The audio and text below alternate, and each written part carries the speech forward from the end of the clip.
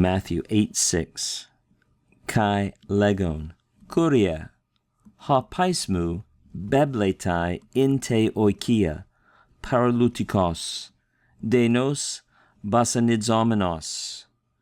Remember, the centurion has approached Jesus in order to appeal him, to ask him for something. And we've already had the verb parakalon, to appeal. We have sort of a redundant or pleonastic participle to introduce direct speech. He appealed him and said, and saying, Lord, right? That's the vocative of kurios. Lord, my pais, and pais can mean child or it can mean servant.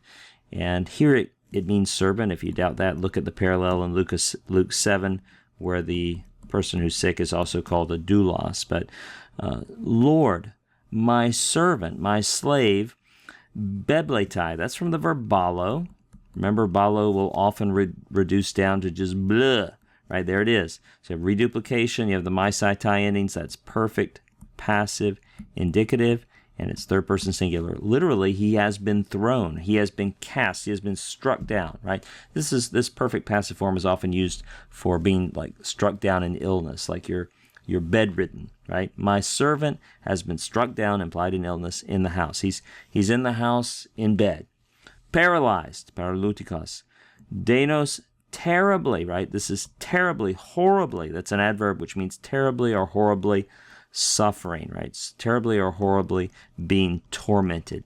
The verb basanidzo, it also sounds a little bit like the name of an instrument. I play the basanidzo.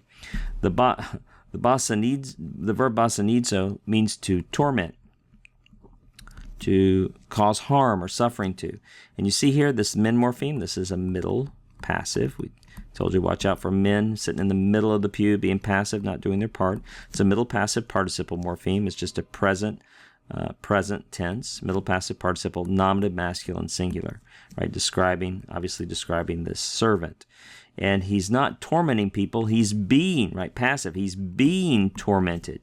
He's being tormented, meaning that he's suffering horribly.